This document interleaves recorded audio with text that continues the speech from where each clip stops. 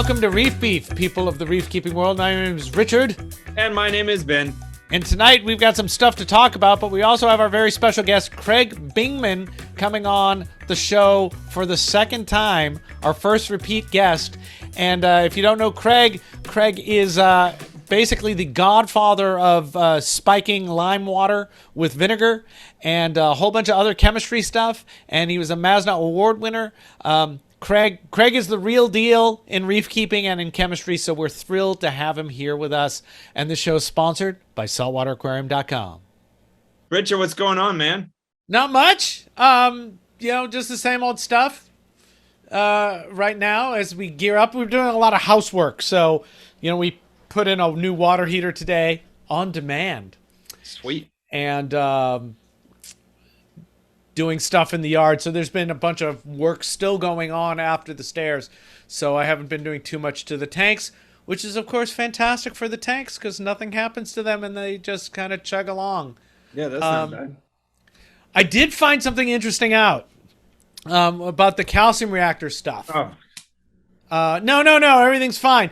But a guy named Nathan from Australia contacted me, and he had some questions about the Trident dosing using in a calcium reactor.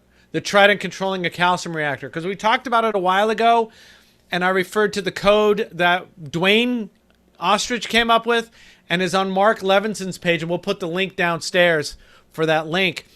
And so he sent me all these texts, and his code was weird, and I couldn't figure out what was going on. And so we actually got on a video chat with no video, so it was a phone call.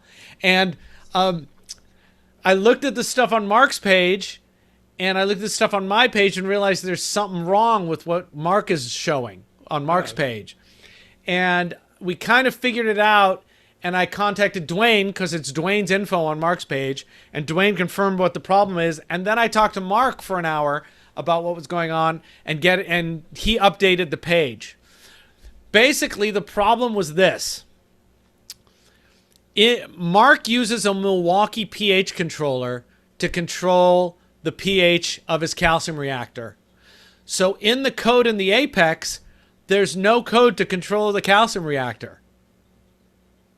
All there is to turn it off or turn it on when the alkalinity gets too high or too low, which is the exact opposite of what you want to do if you're just running with a controller.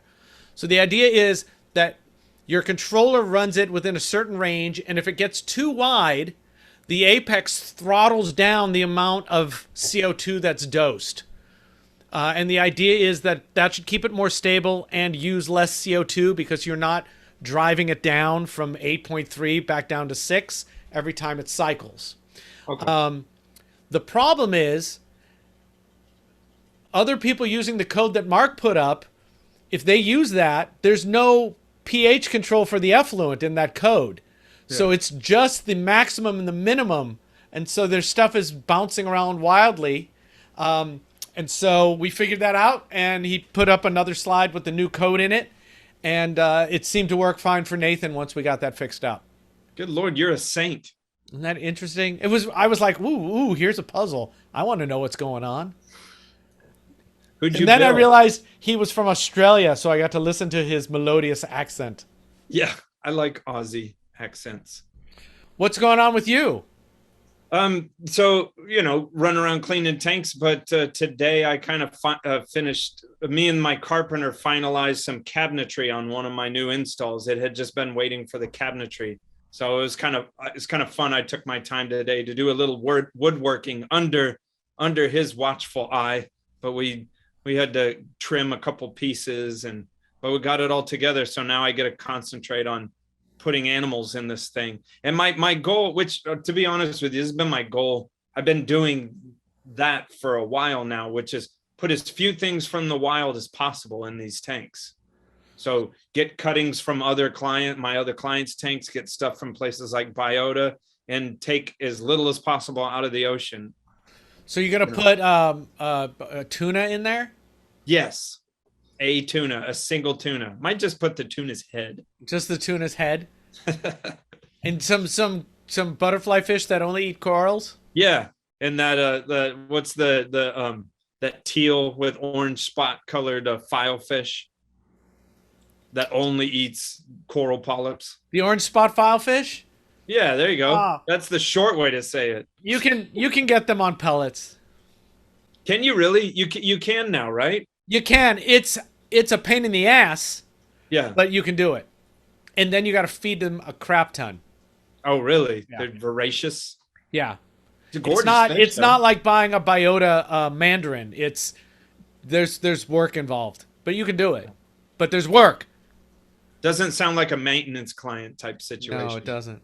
Hey, but we have a guest. Craig's on already, so Craig. I keep looking at him going, Craig should be talking, but we haven't invited him in yet. So can we invite him in? Can we, huh? Is he like a vampire?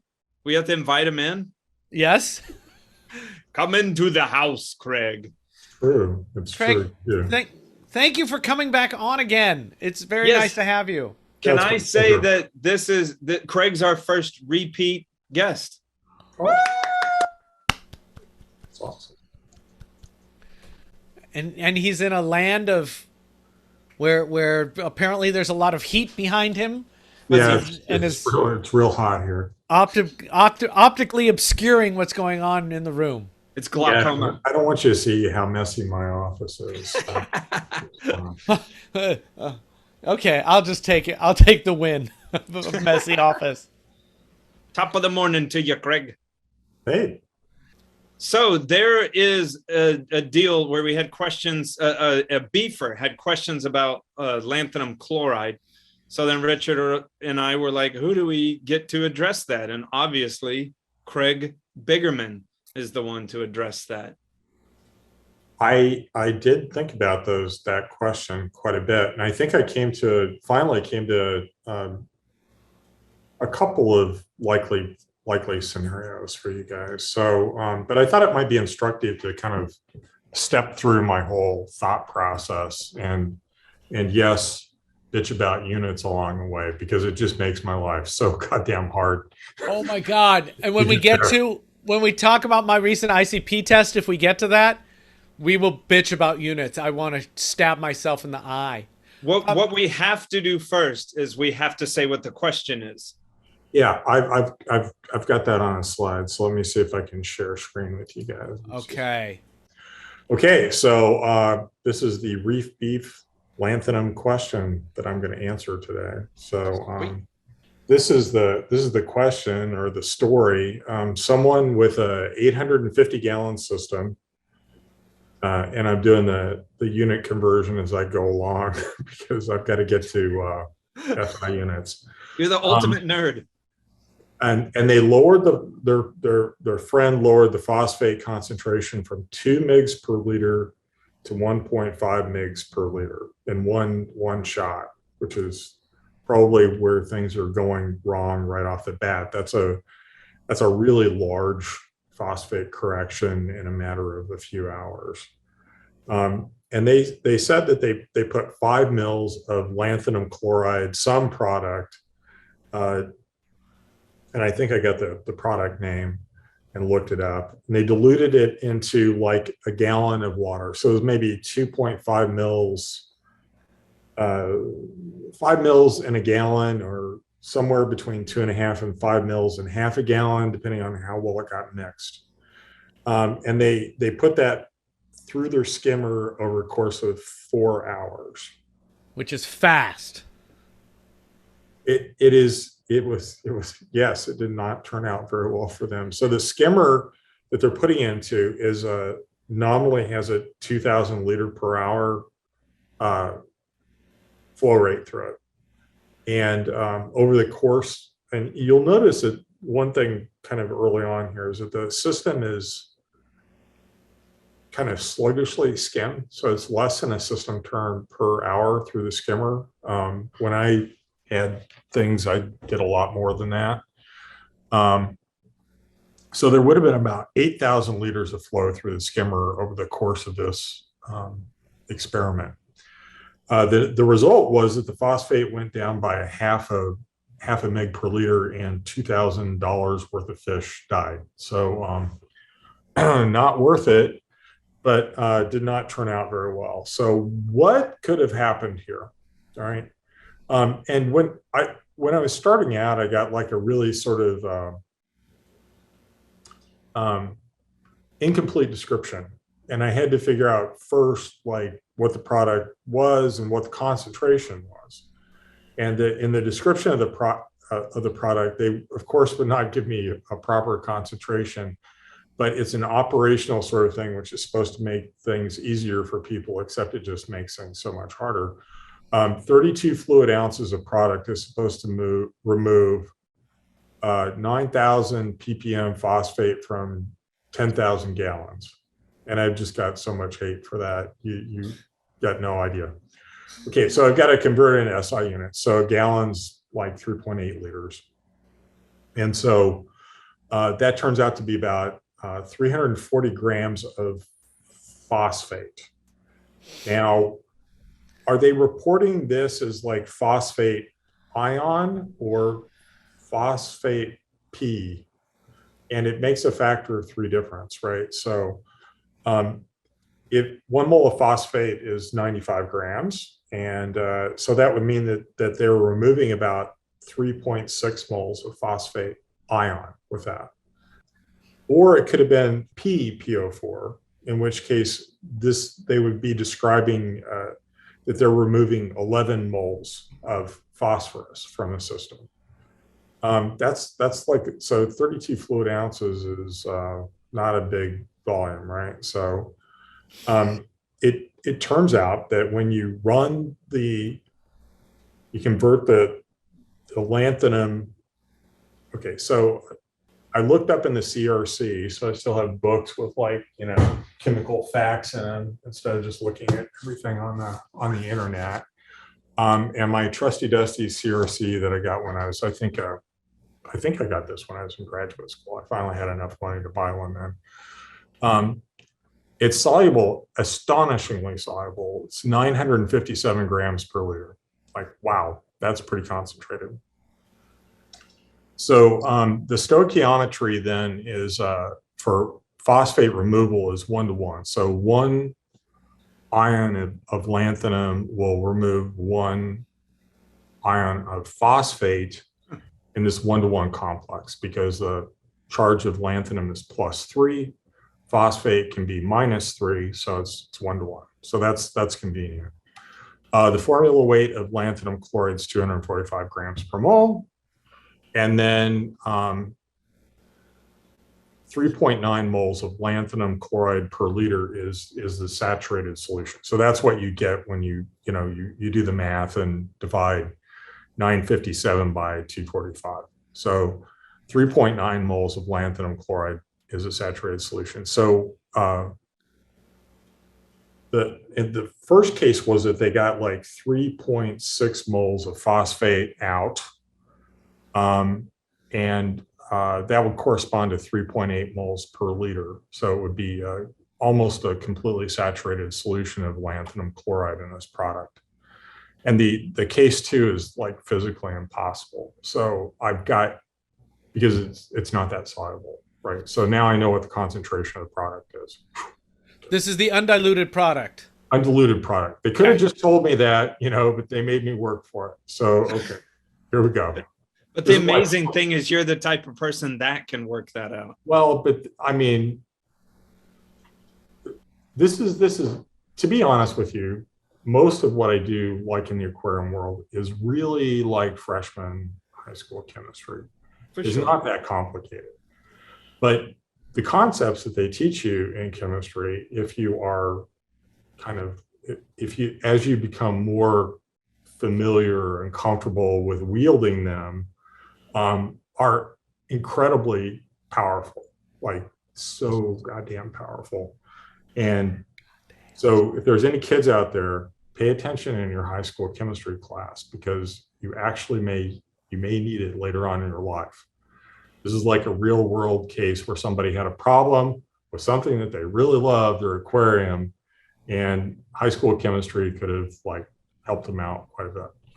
Now, wait, let me ask you, because we didn't kind of like verbatim read this guy's issue. Did he say that he was the problem was I was just following the directions on the bottle? No, you didn't say anything like that. Okay. But I don't think I think that they didn't, I think that there was not a complete appreciation of what they were doing. And maybe they were following some formula for removing phosphate, like maybe they had this target that they wanted to hit, but they didn't really know what the concentrations were, and things went really badly for them. Yeah. So remembering back to the description of the problem, they removed a 0.5 mg per liter phosphate from their system, like 3,200 liters nominal volume. And this is another thing that I noticed, that, you know, when people tell you how big their tank is, they tell you like how big it is to the outside of the glass. There's the actual volume of the system is a little bit less than that inside the glass. And then there's like all the rocks and corals and fish and everything else that you've got in there. And the fact that you're probably not running it, you know, at full capacity necessarily all the time. So I don't know like what fraction of this system was actually water. So for the purpose of our calculations, we're just going to say it's all water, and we'll keep in the back of our mind that it might be less than that. So assuming that his measurement is in PO4 ion, and here we go again with this, right? He's removed 0.017 moles of phosphorus with this reduction that he's observed. Okay, Craig? Yes. The hobby generally talks about PO4 ion, right? They do. Okay. Great. They do. Great. And again, we're going to be, because we worked out what the concentration of the product was, and that there was a physical reason why it couldn't be other than it's not that soluble. That actually lets me pin down the concentration unit that they're using here as well. So if it was phosphorus, it would have been 0.05 moles. So 2.5 mils of the product, which is what they said they put in, would reduce the phosphate by, say, 0.01 moles. If they put in actually 5 mils of product, then it might reduce the phosphate concentration by as much as 0.19 moles. We know that if the system was all water, it would have been 0.017, which is much more like 5 mils than 2.5 mils. Okay. The other thing that I would say, based on conversations that I've had with Rich, is that the efficiency of phosphate removal is almost never 100%. So there's always been some slip in Rich's numbers. He puts the lanthanum in and not that much phosphate comes out of the tank. But in this case, it looks like it was like pretty much 1 mole of lanthanum took 1 mole of phosphate out of the water, which is an interesting observation. I think probably you actually want a little bit of slip. And the slip in the system comes from the fact that if there's no phosphate around for the lanthanum to combine with, it will grab like its next most favorite thing, which is carbonate. So you can get lanthanum carbonate forming as well. And the actual stuff that comes out of your aquarium is probably a mixture of lanthanum phosphate and carbonate. Okay? And this is why adding lanthanum, lots of lanthanum to your system, can also have an impact on alkalinity as well, because it can remove carbonate ions from the water.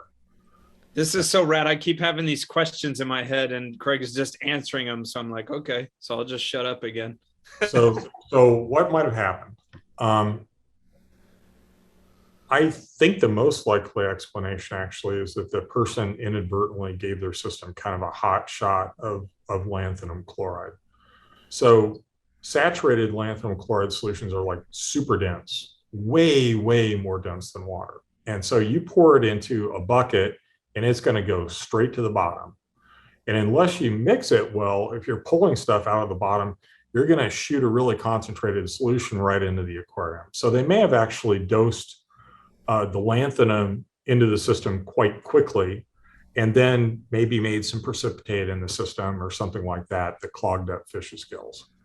And the other thing is that I think that it was just too fast. It's a larger phosphate correction than someone should attempt, and this is in 4 hours, right? And this is this system was especially vulnerable, I think, to going too fast, because it's kind of like the skimmer's not. I think there were 2 skimmers in the system actually, and this is one of 2. And skimming is relatively sluggish, and I think that actually, and they may have been getting, and I'm using the nominal flow through the skimmer, which is probably actually less volume is actually going through it than the advertised. I mean, that's usually the way things work. So they may have actually depleted the phosphate in the skimmer body and wound up with some lanthanum, even if the bucket of stuff that they were dosing was well mixed. And you never really want lanthanum ion going directly into your system, because it can make these fine particles and hurt fish and stuff like that. So I suspect that that's really what happened, is that either it was like a lack of mixing, and this is something, you know, that I would say to people, really make sure that your solutions are mixed. This is a solution, lanthanum chloride doesn't have any color to it. You can't tell by looking at a solution whether or not it's well mixed, unless you can see like density gradients in it or something like that. So like really mix this stuff up before you put it in your system, and go slow. And I think that's probably what Rich would have told you without me going through all this. But I think that there is some value in like going through this exercise and seeing, you know, does this whole story kind of like check out? Does it make sense? Is the amount of phosphate that was removed physical? And it was, you know, within a factor of 2 of what we expect. And I think what I was looking for was like a gross dosing error. Like they put in like 10 times more lanthanum than they should have. And that's what killed the fish. But I think it's more subtle than that. And too bad. Don't do that. Go slow. Great. Make small corrections on your aquarium. Cool. Hey, Ben. Hey, Richard. This show is brought to you by saltwateraquarium.com. And we like saltwateraquarium.com. It's kind of like your one-stop shop for everything you need for your reefing experience. We like them since before we were even doing Reef Beef. They've just got everything you need, and they're small, and they're family run, right? The grandfather is, you know, he mops the floor. Yeah, he's in charge of tape. He tapes everything. All the boxes are taped by Kenneth's grandfather. But they got everything. I just ordered one of these JBJ backup pumps. Oh, cool. It sucks, so I'm going to send it back because it's terrible. So I don't recommend it. But that's the great thing about saltwateraquarium.com. If you got something that doesn't work, yeah, they're there for you. They stand behind their stuff. And they have 3 locations across the United States that helps them get the products that you ordered to you quickly. Yeah. I ordered this F-Aptasia, and it came to me in like 3 days. I ordered it, and then the afternoon, I ordered it at like 9 in the morning, and at 1 o'clock, I got a message that had already shipped. Nice. So that's pretty awesome. They've also got cleanup crews, which you can get from them, which are excellent, which I have used. I probably am going to do another order from them soon. And what else, Ben? Why would you pick saltwateraquarium.com? Well, another thing, they have a rewards program for when you buy, you know, you get points for like every dollar that you spend there. You even get points for referring a friend. You get points for on your birthday. You get points for just creating an account on their website. So you can put all that together and get extra reward points to use on your order. As a matter of fact, I didn't pay anything for this F-Aptasia. I bought it all on points. Nice. Frequent flyer miles. Yeah. So saltwateraquarium.com. Check them out at the link below. If you use the link below, it's good for us because then they know that they're sponsoring us actually gets them traffic. So do us a favor and do that. And anything else about saltwateraquarium.com you want to say before we run out of this sponsor spot? They're great. check them out. Use our URL so they can quantify the traffic that we're sending to them. That's their new slogan. saltwateraquarium.com. They're great. Check them out. Use our URL down below. Thank you, saltwateraquarium.com. Cool. Okay, Craig, thank you for the slideshow. That was fantastic. I think at the very least, it points out that exercise points out why saying, I lowered my phosphate, what happened, is a question that makes people want to put pencils into their eye. Because we have no idea what people are talking about at that point. But it sounds like we're saying what killed the fish at the basic level is we think the creation of the Precipitate. I want to say precipitate, but you'll probably smack me. No, it's fine. I mean, it's just, there's a lot of, it is a precipitate. It's like a flocculent, light precipitate. So we think it probably made a precipitate and got in the gills, and that was bad news for the fish. Yeah. Lanthanum can be not great for organisms, because I was listening to your original reef beef, and it is like a super calcium mine. It's better at being calcium than calcium is. And calcium is a very important regulatory ion in biological systems. It controls a lot of things. And so if you've got like super calcium running around, turning on pathways that aren't supposed to be on, then, you can die, basically. Even worse. So that brings me back to, the year when I won the Masna Award. I had been talking about lanthanum in talks because my tank being high in phosphate, and I talked with you a lot about it. Mm-hmm.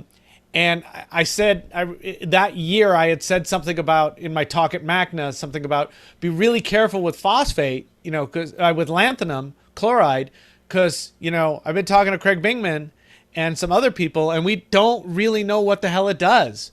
So we don't know if it's good for you. We don't know if it's good for the fish. So if you're going to use it, at the very least, go freaking slow. Right. And that's when Joe Waiulo spread the rumor that I said lanthanum chloride was bad to use, but because Joe's just a bad person.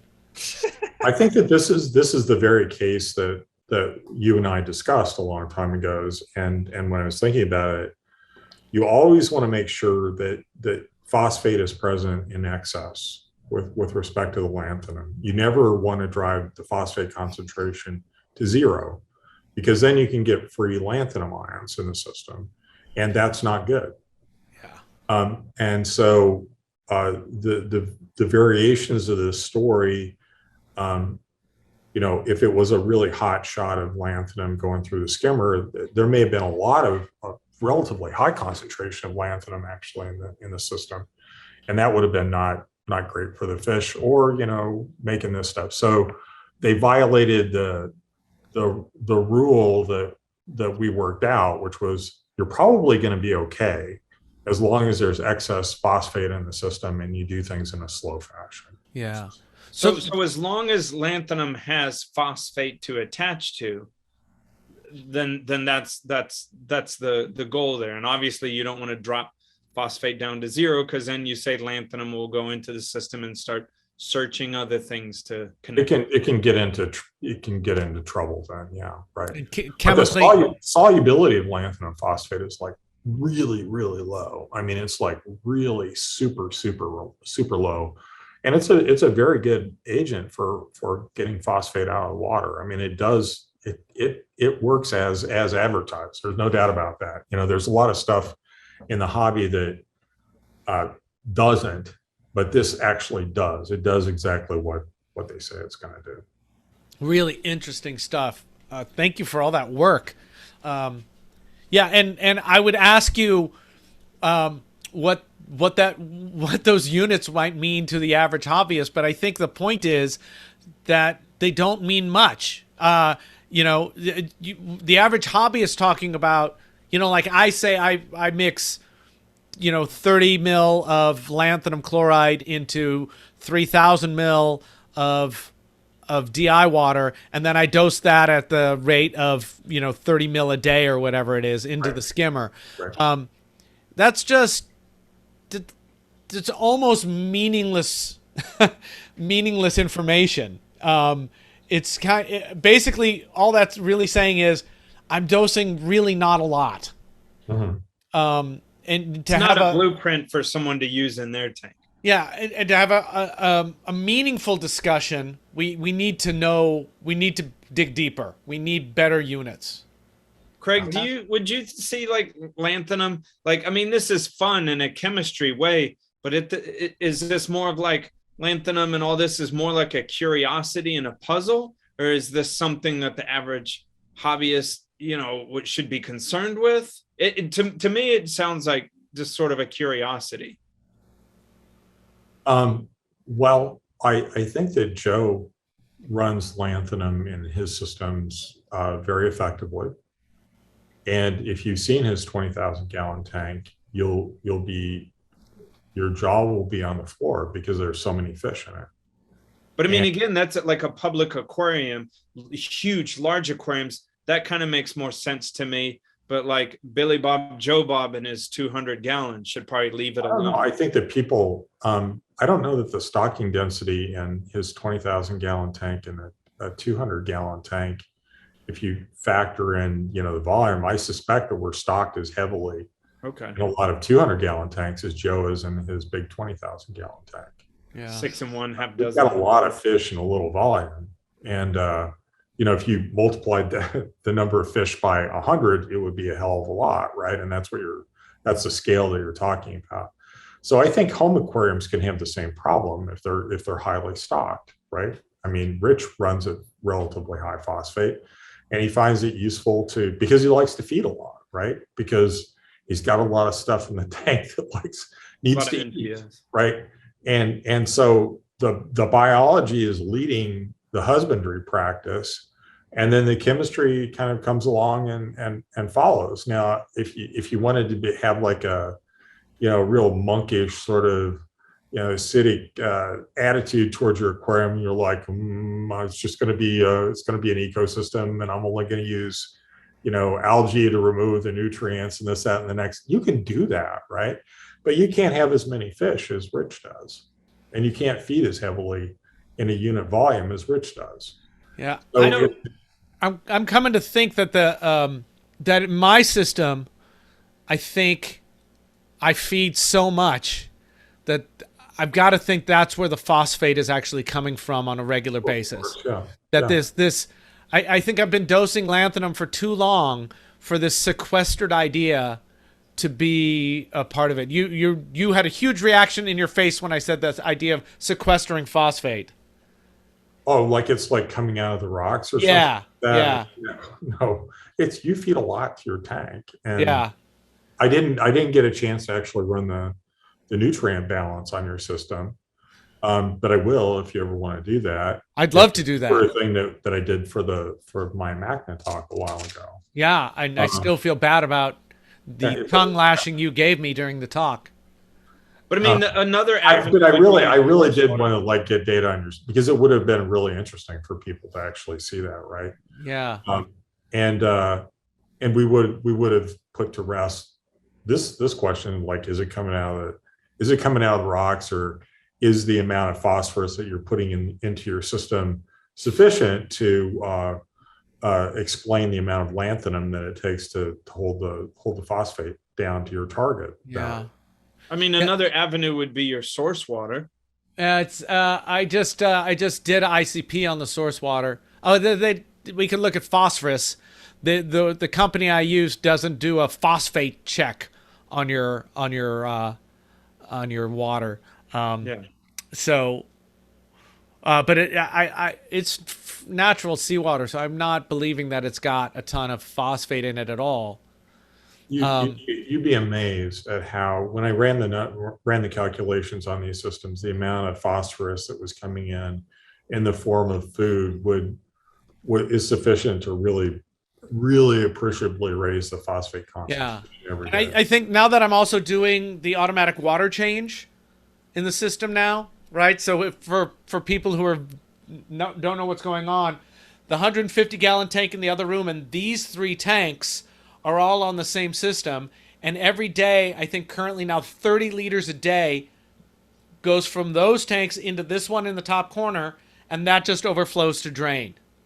What I've seen, and I got to break out the DR890 or get this new Hanna thing, which we can talk about as well. I also have to get new reagents. I'm thinking what I'm seeing in general terms is that the phosphate isn't really coming down. It was lower than it had been before. It's like 0.2 instead of 2. But it looks like the nitrates have come down from the water changes from around 50 to around 30.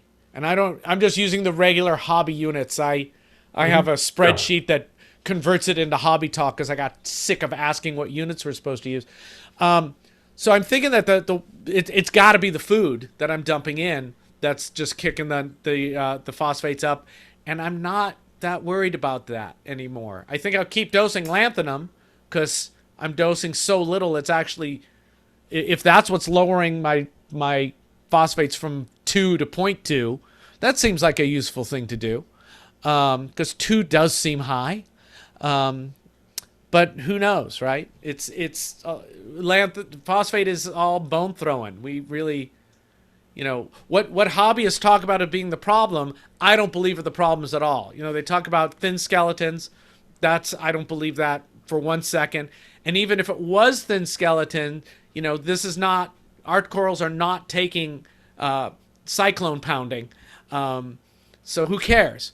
But I got corals, the $500 E-flow that, I have to take a hacksaw to if I'm going to cut it up. So stuff is thick. And then, I don't think that it's not, sure, algae uses nitrate and phosphate, but man, again, I've seen too many tanks with high nitrate and phosphate with no algae and too many tanks with really low nitrate and phosphate with a ton of algae. So I'm not buying it. That nutrient control is the way to get rid of algae. It just doesn't make any sense to me. No, that should dovetail into this thing you've been hitting around. To me, was what's your argument with you keep saying that algae comes from nutrients? Oh, somebody was talking about sunlight in a tank. Is sunlight bad?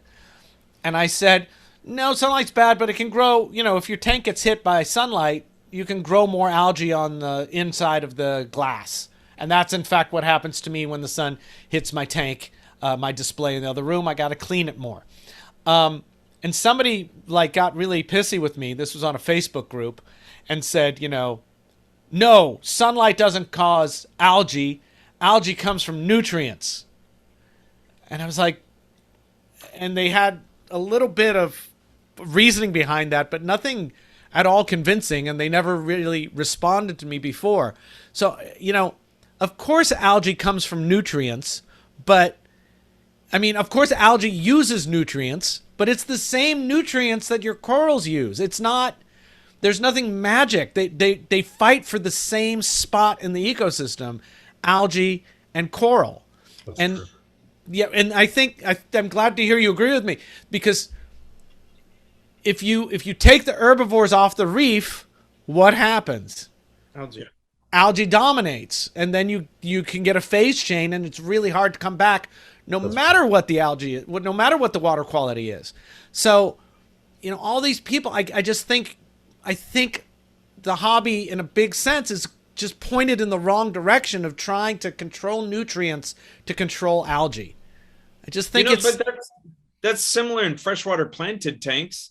Where it's a competition between your ornamental plants and nuisance algae, and you just always have to do the things that we know to do to, put the same thing with corals and algae.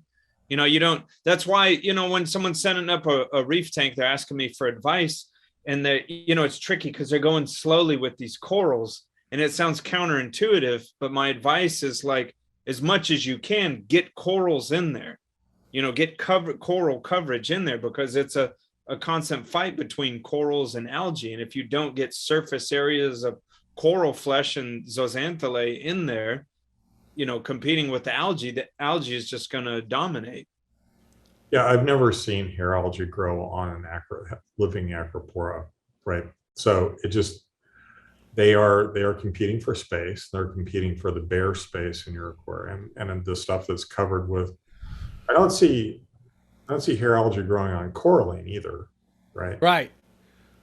So if the surfaces in your aquarium are covered with coral and coralline algae, then you're not going to have, and you have adequate herbivores, then you're just not likely going to have a big nuisance algae problem in your. I mean, that reminds me hardcore of what Richard's tank is, which is coral flesh everywhere. And where when you look real closely to his tanks, there's tiny little strips and sections, of exposed live rock with no coralline or coral coverage. And you do see like a little bit of not hair algae, but some kind of like you kind of had like that maroon colored scrubby algae, but it's only on this thin little strip. Yeah, if the last time I lost, for whatever reason, my main herbivores in the tank, it was probably a foxface, actually, and then I pulled it out because it was eating some corals. And then I got ulva growing, and it was all in those little nooks and crannies, and then it started to boom, and it became problematic because, like Craig says, algae doesn't grow on healthy coral, but it can irritate healthy coral and kill that healthy coral and then grow on it, which may be a mistake some hobbyists make when they think, that it's growing on the coral. It's not. It's damaged the coral and now has new real estate to be on. Well, like you see that happen with scalemia. If scalemia get a problem and pull up, and then you get nuisance algae growing on the skeleton, then it begins this, race for pushing that scalemia in and just. Right. Yeah. So my advice is always that you have to fight off the algae before you hit the phase change into an algae dominated tank. And what I see people doing is spending months trying to control algae by controlling their nutrients and not doing really much of anything else.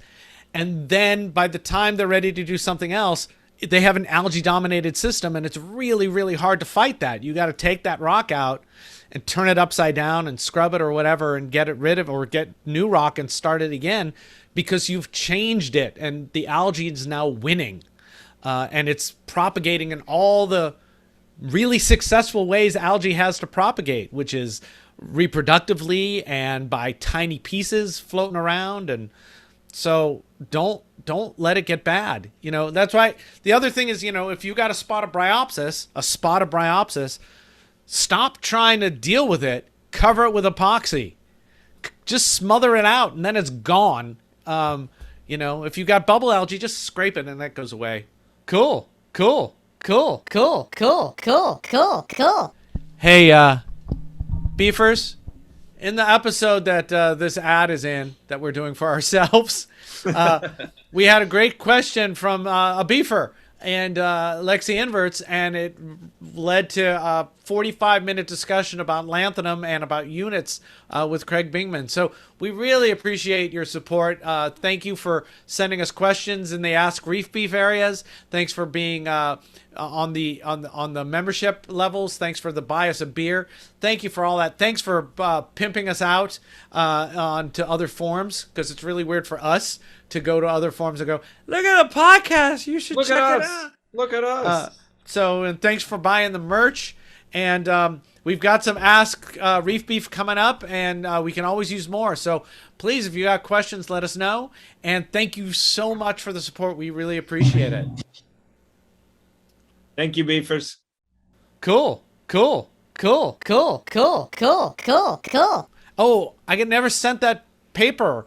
Andy Ryan talked to his phycologist friend and has a paper that describes in algae speak. So unfortunately, it's going to be really unpleasant for people who aren't Craig or Andy. It's kind of unpleasant for me, but I can kind of follow it. It talks about how they reproduce, and it's got nothing to do with the bubble. It's all in the tissue around the bubble, how they spawn. They can do it also vegetatively from small bits, but so can everything else. So I got beefers out there. So green bubble algae, if you get that, there used to be a persistent wives' tale, whatever you want to call it, where if you pop that bubble, that you throw spores all in your system and it would just, procreate everywhere. So Richard's just saying that, that's not true. I mean, has been saying it's not true, but we needed a scientific paper to back that up. Pop the shit out of it. Pop it like a zit. Yep. Get rid of it. We'll post a link to that paper. I have the paper. We'll send that. So weird fact about Bologna. Part of my job is I work on some bioenergy projects. And so people are interested in cellulose and deconstructing cellulose and making other stuff. And a long time ago, we were looking for examples of like highly crystalline cellulose, and we did a literature review. And it turns out that Bologna has some of the highest crystalline fraction cellulose of any organism. So it's just, it's like this big, strong sheet of cellulose holding this whole thing together. And it has to have quite a bit of mechanical strength to it. And it's just almost perfectly crystalline cellulose. It's really weird. Wow. Another one that actually has supercrystalline cellulose is Bryopsis as well. Huh. So a bunch of the marine algae have really interesting cellulose. And that makes them really tenacious, right? I think, yeah. Hard to eat. Yeah. They're just tough, right? I mean, that's part of their MO is they're tough to get rid of. Do you have any experience or do you have much know-how on fluconazole? I'm new to it and it shocked the hell out of me. I've heard you guys talk about that, and I don't have any particular insight. I do think that it's probably so the target is sterol synthesis, I think, in fungus, and there's azoles and stuff like that also kind of like target that kind of thing. But fluconazole is an azole, right? So it's part of that class of compounds. I think it's probably doing something. It's hitting another enzyme in Bryopsis, and I don't know what it is. But it would be an interesting science problem to figure out what the target is for that compound in algae. I don't know. So far I've done it in 4 tanks and I haven't seen a downside. So that's why for me in my head, I don't give 2 craps about lanthanum chloride. I would just, control my nutrients through water changes. And if I see something, make sure I got enough herbivores and maybe do some fluconazole. And it just seems like I can get away from hair algae as much doing that. I think the hard part of starting a reef tank is kind of the takeoff, right? So getting it up until it's a truly coral dominated system. Yeah. I think some of the advice to go like really slow with adding corals. I almost wish that you make like little bitty coral granules or something and just shotgun them all over the rock and just get that damn coral growing across everything as fast as you possibly can. And then it's going to be a much easier ride for you. Of course, it's going to calcify like crazy. So you'll have to deal with all the mineral implications of that. But I think that's something else that we know how to do now, right? It's not like there aren't different perfectly, useful ways for maintaining calcium alkalinity and magnesium in reef tanks. There's a lot of systems for doing that. They all work. I'm really excited about the potential for understanding CCA, for understanding coralline algae and the different species of coralline algae and which ones we actually want, and then how to breed them, essentially, how to spawn them, how to get them going, and how to add them to a tank fast to cover all that real estate where algae you don't want, where green algae would grow. Right. And, right. I don't want to say that, we shouldn't push the envelope and try to figure out how to set up instant tanks. But at the same time, I will say, the idea of setting up a tank with no lights for the first month and then, and no animals for the first month, and just let it kind of do its thing, and then slowly ramp up the lights and let the coralline get a hold of it, a foothold in before you ramp the full lights up and start adding stuff. There's a good reason to do it that way, because you avoid a lot of algae problems. One of the stores near here that's closed now, a guy named Hunter ran it, and that was his thing. He was like, keep it dark for a month, don't do anything for a month, and then very slowly bring up the lights, and make sure your nutrients are good, you got calcium going on in there so stuff grows, inoculate it with whatever, and then start adding stuff and you'll be fine. And the people who followed that system rarely seem to have algae problems, and the people who tried to go fast would then have algae problems. So like I say, I think finding a way to set that up really quickly and be able to destroy algae and skip all the steps, I think that's great. I think I just get frustrated with the million monkeys approach, with the million monkeys going, this is the right way to do it, why do I have a problem? Instead of going, well, we kind of know why you have the problem, because you're just doing the same thing that 80% of the people who came before you did and had the same problem. You didn't do anything significant. You're not running a new experiment. You're running the same experiment, but expecting it to be different this time. Yeah, I think that may have been part of the problem with the large, like the 200,000 gallon range public aquaria that several of them came to the United States at about the same time. And they struggled to get up and running and stable. And I think that it just took an awful long time for them to get to flip over into a coral dominated system. Yeah. They weren't stocked highly enough. They didn't have enough coralline algae cover early enough. And then they really struggled. Yeah. And add a bunch of fish. And the fact is, we all know how much time, a 200 gallon tank takes, up that by 1,000, and it takes 1,000 times that much work to do it. Yeah. And Wandell and I always used to say, make this 200,000 gallon tank our only job here. This is our full-time job, is this tank. And we felt like doing that meant we would probably be able to get a handle on it and make it go. It's just hard to get the timing and the funding to make that happen. Yeah, you talked about units. So I had my own problem with units this week. And if you haven't seen them, I put them in the chat. The ICP results from, where did I get this from? From ICPanalysis.com, who I guess are doing mass spec now, is what they're doing. I told Maupin about that, Chris Maupin, and he was like, oh, they're skimmer cones. Oh, and I think, well, they just probably in the device, in the instrument. It's like, well, then they got to replace them. The thing I liked about this company was they said in an interview, oh yeah, no, we run a calibration every 10 tests. And I went, oh, I want to use you. We know how you're doing your calibrations. That's kind of the most important thing I can think of. But not to be a negative Nancy, but do they have evidence of that? I didn't even look for the evidence because blooding my... Yeah, evidence of what, Ben? Of that they are doing the calibration. Because I could say, if you're buying RO water from me, oh yeah, we keep track of TDS and we change the things out. So I know one of the companies out there is calibrating about that often, because I asked them for some fairly raw data and I got the time series of what they actually ran on the instrument, and the calibration runs were in there. So great.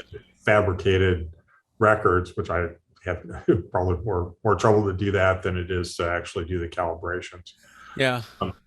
Yeah. So it's plausible to me that they're calibrating like that often. Yeah, Ben, the thing that attracted me was that the guy, I wish I could remember his name from ICT, the way he was talking made me go, you're thinking about the questions that Chris and I were thinking about when we did that write-up. Yeah. And that made me very happy.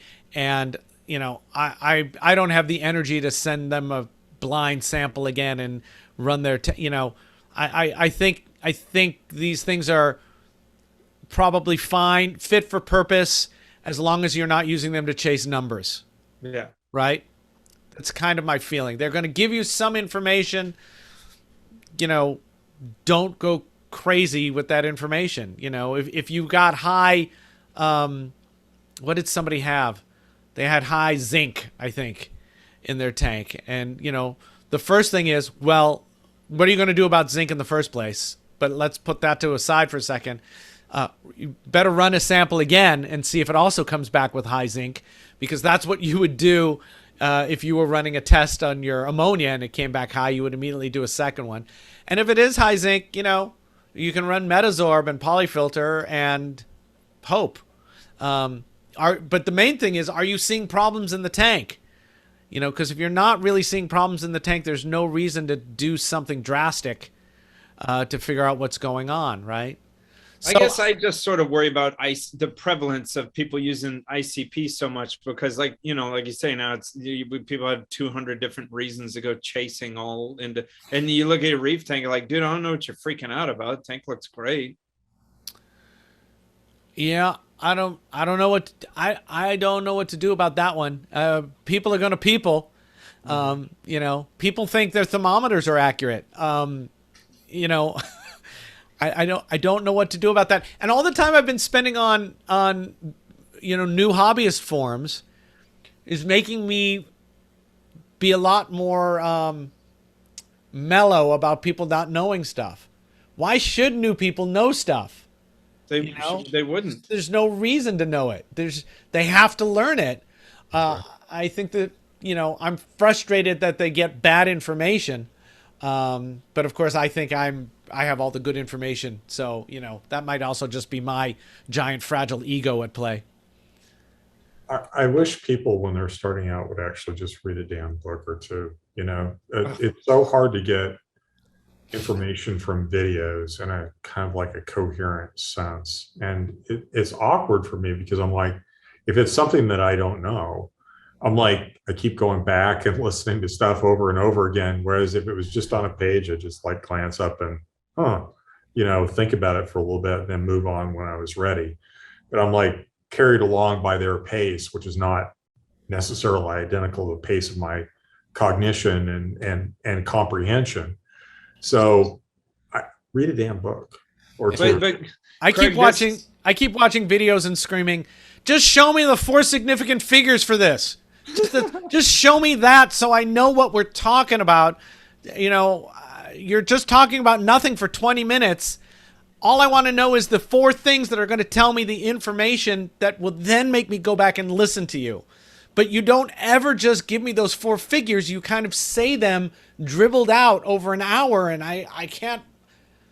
I have to do so much work to create a table to understand what you're saying. I mean, to boil it down to simplicity, this just reminds me of all the time in the 90s that I worked in aquarium stores. And you guys remember Steven Spot? Yeah. And he had a series of couple great books that were just boom. And it was just 4 aquariums. Like, here's a fish, here's how big it gets, here how, you know, easy, difficult it is, and all that. And all the time I would, you know, sold pretty decent amounts of that little book. But people would come in to talk to me, and I was like, first thing you need is this book, because whether I'm here or not, and you walk in and you're like, oh, I think I like that fish, you know, should I get it?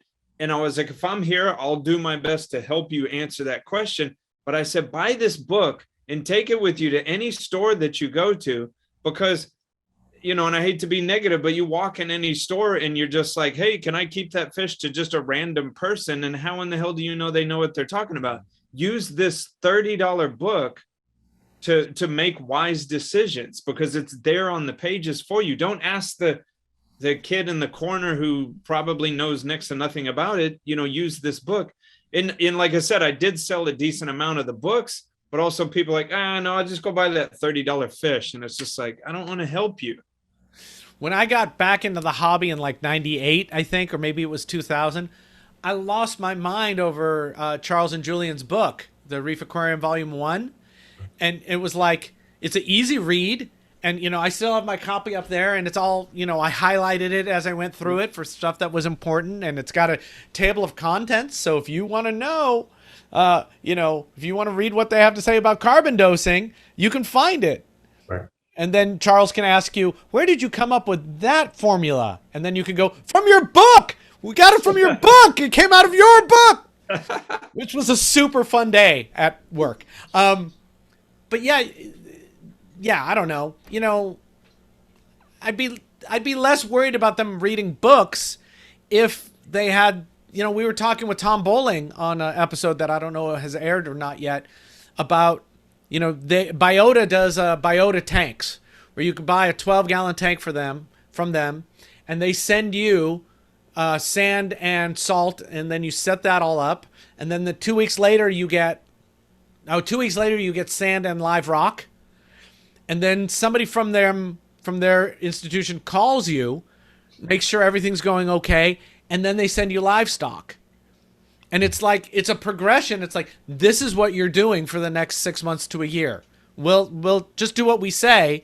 We'll provide you with everything you need. We'll provide you with animals. They're captive bred.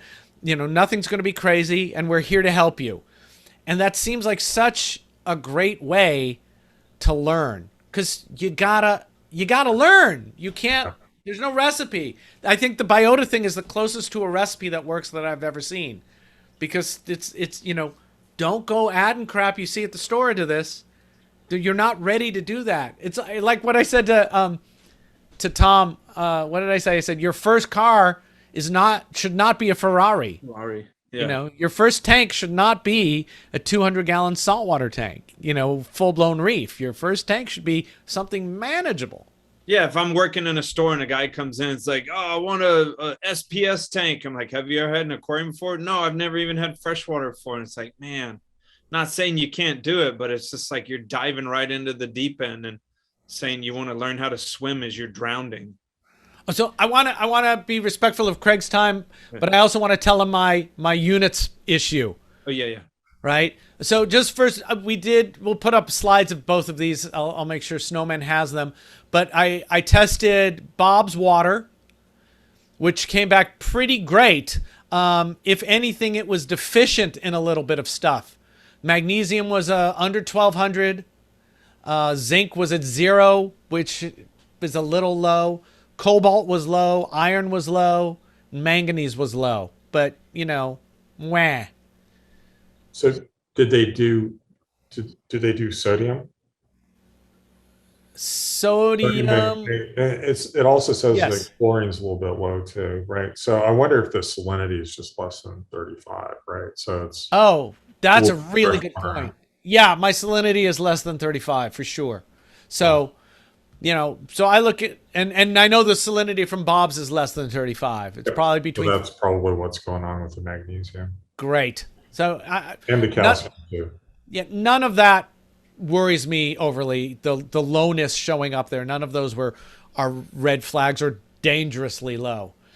In my tank, it came back with nickel at 172 parts per billion and arsenic at 28 parts per billion in bright red. So, of course, that's supposed to make me very scared because that's the highlight. Now, what I immediately wanted to do is go, okay, what are our actual numbers for this? And they have a suggested range for nickel. So for a reef tank, it says it should be 0. In Florida in the ocean, it says it's 0. In Fiji in the ocean, for nickel, it says it's 10 parts per billion. For Hawaii, it says 0. And for St. Thomas, it says 0. But for my tank, it's 172.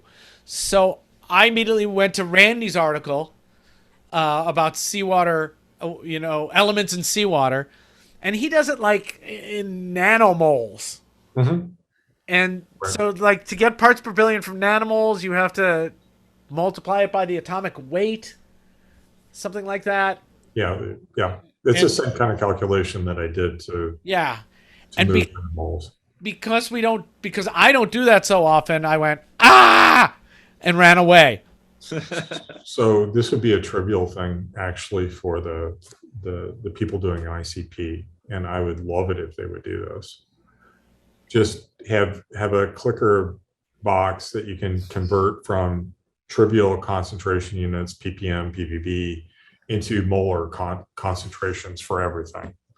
And that would actually move the hobby ahead a lot, because people would be able to read the scientific literature and not have to jump through the same sort of hoops that I just jumped through with a lanthanum story, right? So here's the deal.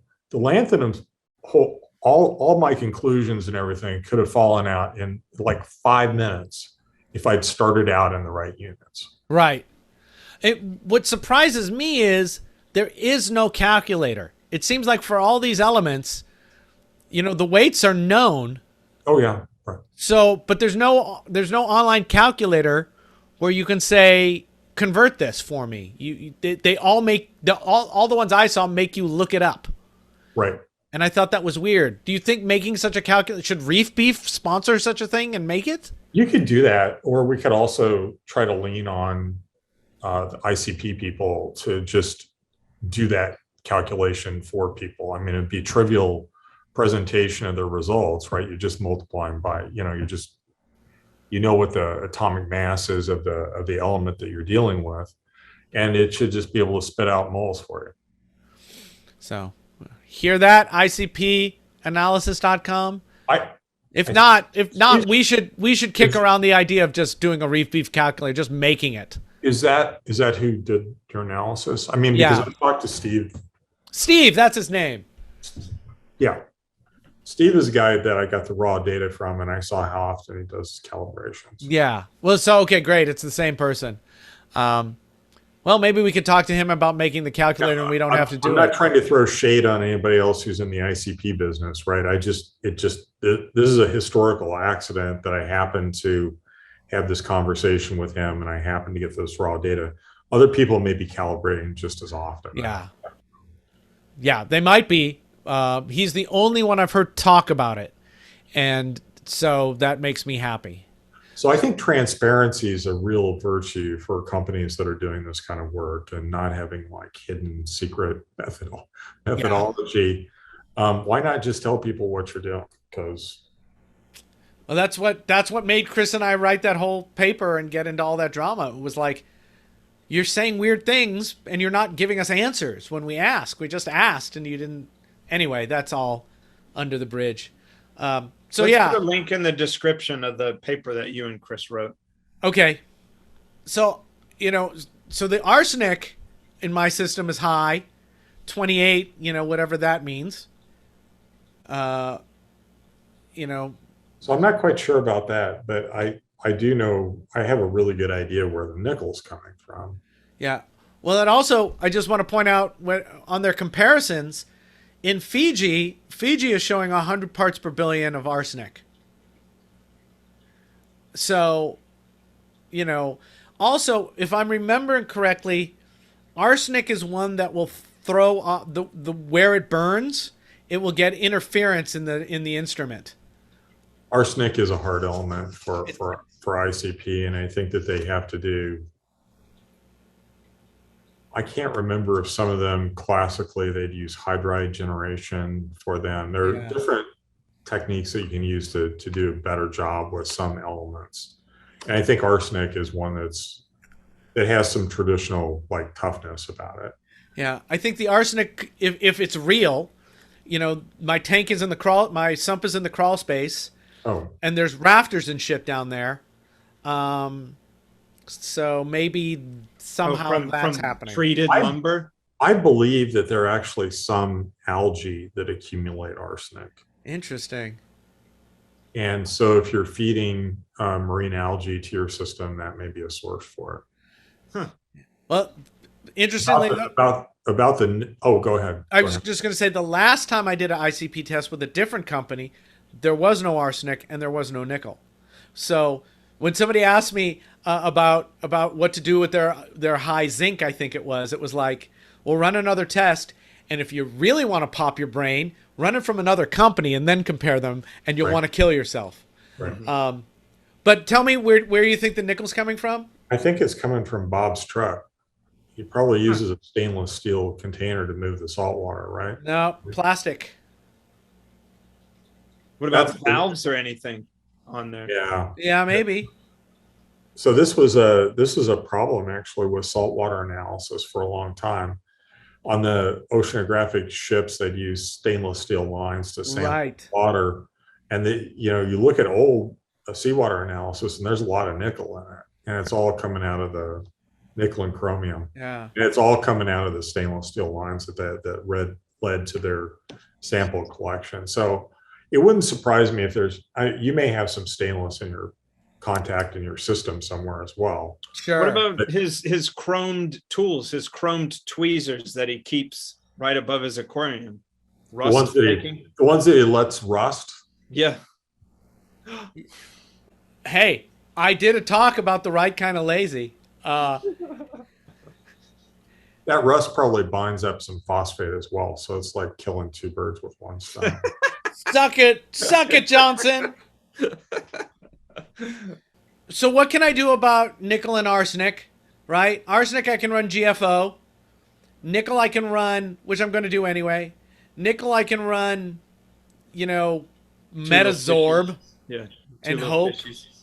Yeah. Polyfilter and Hope. Or run another ICP test and see if it comes back the same. Nothing looks terrible in the tank. Is 172 parts per billion nickel bad? I don't know. It's 28%, 28 parts per billion arsenic bad? I don't know. I'm not sure that I'm especially worried about either of those numbers, to be totally honest with you. Yeah, me too. And the reality of you're feeding your tank stuff that may be loaded with arsenic, actually. Oh, my dried foods.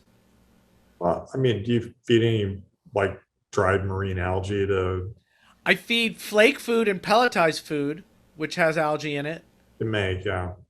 Some of them actually accumulate quite a bit of arsenic. So, and I think that there's herbivores that eat this stuff all day long. So I'm not really sure that amount of arsenic is going to do very much, especially. Yeah. I mean, so how much phosphorus? This is the graphic for your tank that I'm looking at? Yeah, the phosphorus. There's one for the tank. It says tank. I'm not sure which. Is way too low. I mean, is there some overrange thing? Which phosphorus number? 11.9 ppb. Yeah, that's what it says for phosphorus. But that's not right. And for the water, for Bob's tank, the phosphorus is higher. So, you would expect although maybe I haven't done a PO4 test in a while, so maybe it's really low. That would be 0.01 ppm. Yeah, I cannot believe my tank would be 0.01. As ion, it would be 0.03, because these numbers are phosphate P. Right. Because this is the element that they're reporting. Right. So maybe in the morning I'll get it together and whip out the DR890 and see.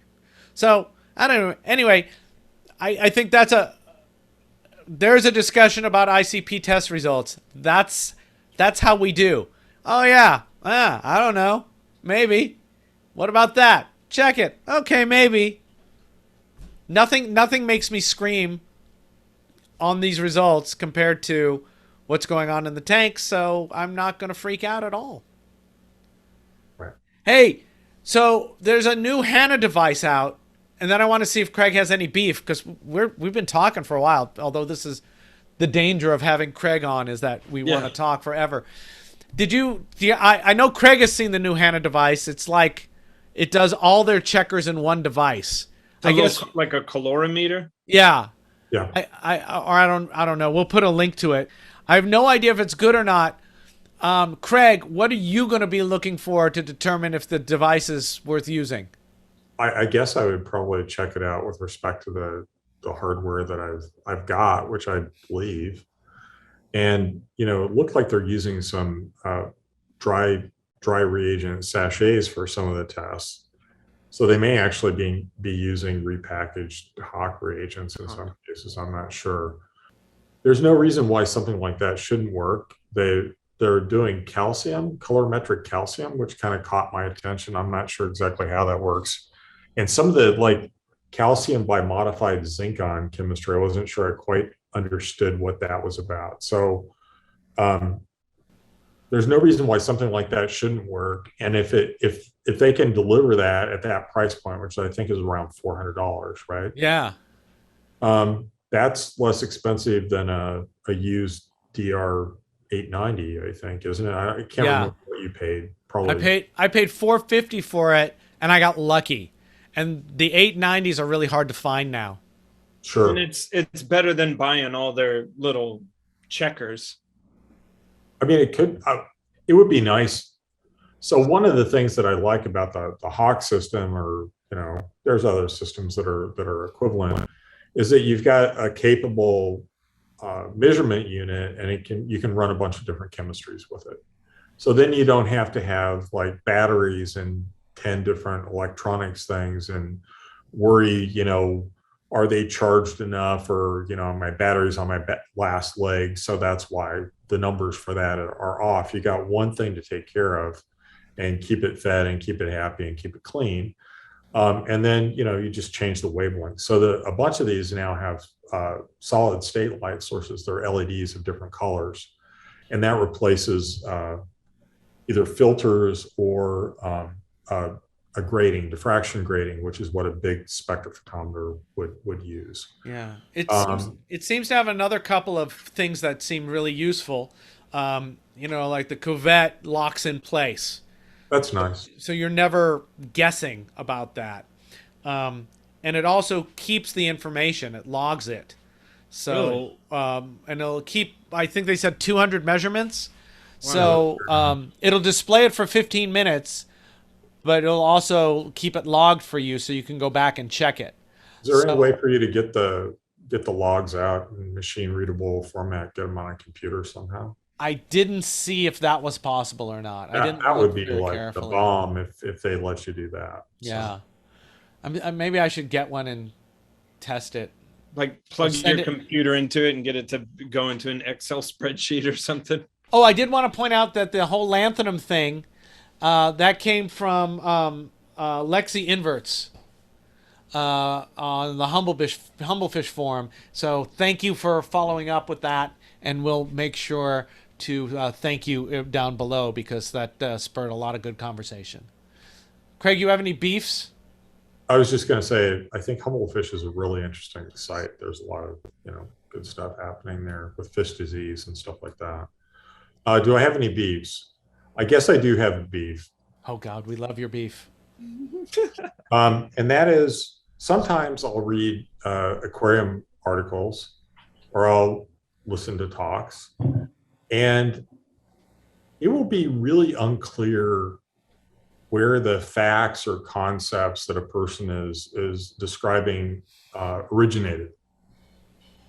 And there's some people who are like really good at like sources, and then there are other people who are like not so good. And I would just like remind people that people have done a lot of work to figure things out in this hobby. I guess I'm talking about myself a little bit, but other people too. And if someone's done a lot of work, it's always good to like recognize the person to acknowledge the person who figured that out. That's a good beef. That's very cryptic. It is. Well, yeah, it's pretty not cryptic, but it's pretty but esoteric. It's totally esoteric, but it's true. I think we forget, or we can forget, that people did some serious work that we take for granted nowadays, and that's great. But if you're writing an article, it just is so cool to tip the hat to where you got that information from, or to who broke it through, So I've read entire aquarium books that have maybe 10 references at the back of them. Oh my God. And it's just like, come on, it's impossible. And the thing that like irks people who have actually, it's their intellectual endeavor who's figured this stuff out, is that it sounds to the listener like this person who's presenting or the person who's writing, this like emerged from their forehead, right, themselves. When there's a lot of people who actually over the years have done a lot of work on captive systems, and it's actually amazing that people who are trying to keep corals alive, like professionally or in coral rescue projects. I was listening to the Aquarium Vet conference last night, and there's a bunch of stuff on the coral rescue projects. And in one case, they just moved into a facility that Worldwide Corals was moving out of. And it was just like, they'd already figured, there's just like a turnkey system basically for them to start using. And it was a tremendous boom to the professional researchers and conservationists who are trying to keep these corals alive. And this is a gift that the hobby is actually given to science that some people acknowledge. I've read a paper in Nature, and in the methods and materials section, they said to get they're looking at different types of stem cells in xenia, and they needed to keep some xenia in their lab, right? So they went out and they bought a Red Sea integrated system, and they put that in their lab. And then they even acknowledged the pet shop that they went to get the specimens. It was fantastic. And they said, what kind of water they synthetic seawater they filled it with, and it's all it's stuff that exists now, has been commercialized and perfected over decades because people are super interested in keeping marine organisms. And scientists would still be struggling with keeping corals alive if the whole reef, revolution thing hadn't happened. 100%. That reminds me of, somebody was complaining about some of Randy Holmes Farley's articles about how they might be out of date. And I was kind of saying, well, not really. Maybe some of his methodology might be out of date. I don't even know if he has a tank anymore, but the chemistry really doesn't change much. And I said, and besides, it's the only reference we got. So nobody's taken it upon themselves to update that reference. And I think they wanted, why doesn't Randy update it? It's because there's no reason to update it. Right. So it's our knowledge of chemistry at the level that's required to understand reef aquariums has not really changed at all. Yeah. Our knowledge of the biome, microbiomes that live on corals has changed tremendously, right? So there are some things where we've had a knowledge explosion, but in terms of like basic seawater chemistry, I think it's all it hasn't changed that much. We do become aware of things over time. For example, if you go back and look at the stuff that I wrote in the 90s, I wish I had a do-over with some knowledge that we have now about what coralline algae does in systems. And it actually makes dolomite. It makes biogenic dolomite. So it's one atom of calcium, one atom of magnesium, and balancing carbonate. So they're equimolar. And people for a long time couldn't figure out, they would look at reefs, and there was like this apparently very young dolomite, and they thought the dolomite only happened like deep in the earth as a metamorphic kind of product. But coralline algae are doing it, and in so doing, they're ripping a lot of magnesium out of the water of our system. So in the 90s, there was like this mystery about where magnesium was going, and people had all kinds of ideas that were not true about it. Like, for example, lime water was precipitating a lot of magnesium. Yeah. And it's not, magnesium hydroxide is not a stable phase in seawater. It will just go back into solution. What's really happening is that lime water is pure calcium. There's no magnesium in it. Like, magnesium is like rock insoluble at pH 12. So if somebody sells you some product that's like, I mixed some magnesium hydroxide and calcium hydroxide together, so therefore you will get some magnesium in your system by using it. you'll get no magnesium out of it, or like an infinitesimally small amount. But what was really happening with our systems, and is still happening, and this is, I think, the major magnesium sink in aquariums, is coralline algae growth. So that's the price that you have to pay, right? If you want your aquarium to not grow nuisance algae, and be like carpeted with pink all over the rocks and the back glass and everything, then you're probably going to have to pay a little bit more attention to magnesium. And some people will, I've even heard some people go so far as to say that they hate coralline, and they'll try to like scrape it off of everything just because it does suck magnesium and also calcium out of the water as well. And I don't think that that's the right. I think it's trivial to meet the mineral demands of aquariums now. And so just give it what it wants. Yeah. People want to not do anything. You know, the dream of the Addy, system where you don't do anything to it, is a weird kind of virus that has infected the reef world, where it's like that somehow that's the goal, is to have something that you never touch and it just keeps on going by itself. And yeah, so those were really weird. So did you see, I mean, Walter 80 is a really, really smart guy.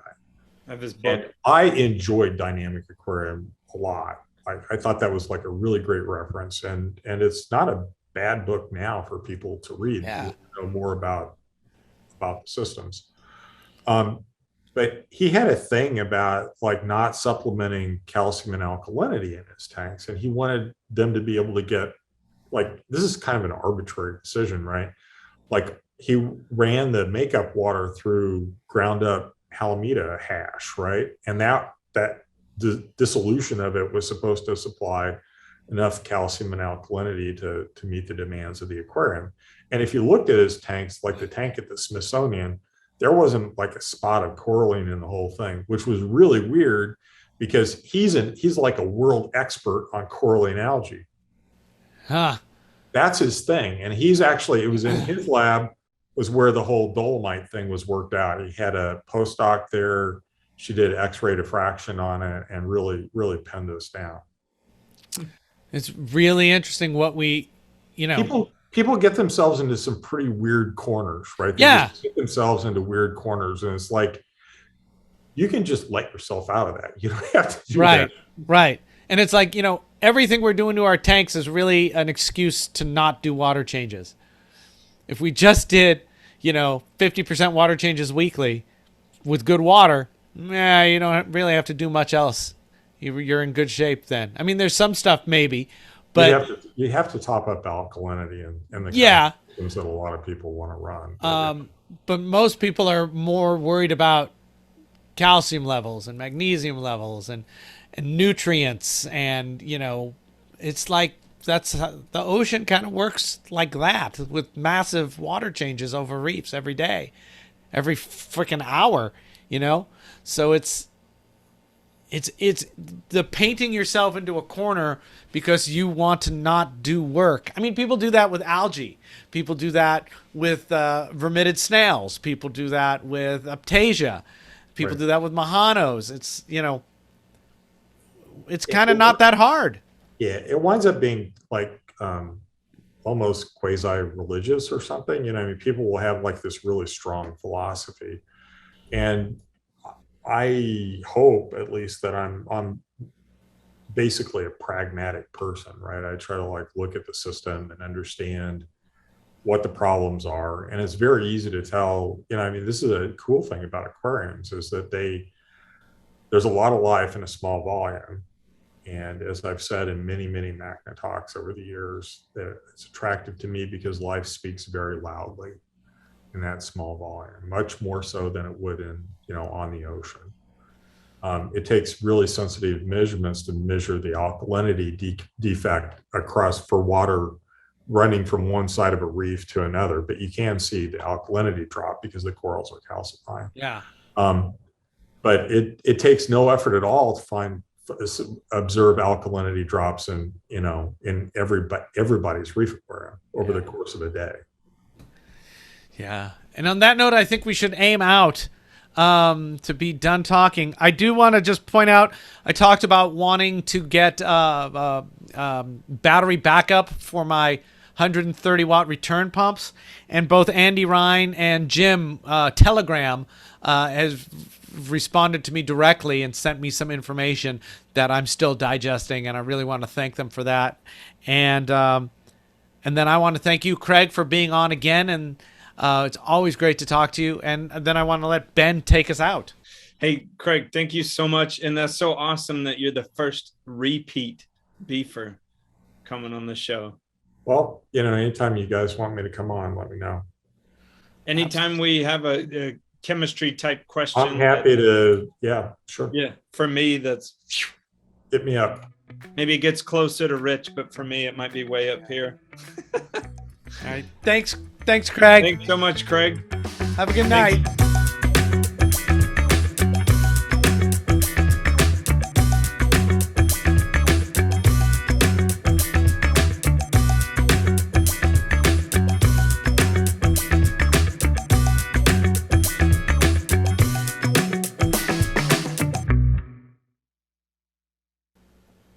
Oh my God. We got a new water heater. Really? We now have a tankless water heater. Oh, cool. Renai or who? Renai. Oh, cool. And I think we have a small water heater upstairs, and I think we're going to replace it as well. Just get it done. So what's it like having instant hot water? Or is it pretty damn close to instant? I don't know. No, it's about the same because it's got to move around the house. That's true. Okay, I'm fucking ready. Where the fuck is Bingman? Bingerman. Da-da-da, Bingerman.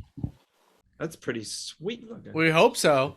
Yeah, well, you can see like what I do all day is like look at molecules. Wow, that looks like math. Protein structure that I've solved recently. That looks like art. Enzyme. They're actually very beautiful. In their own way. Nucleic acids are more beautiful than proteins, but that's got to be a complicated file there, isn't it? That's a lot of data. It is. So it's an electron density map of a protein, and this is the calcium at the active site. Oh my God! But you can, you're looking at atoms now, basically, in a protein. Wow. And so I get to come into work and look at figure out where the atoms are in different molecules. That's my job. That looks more important than what I do.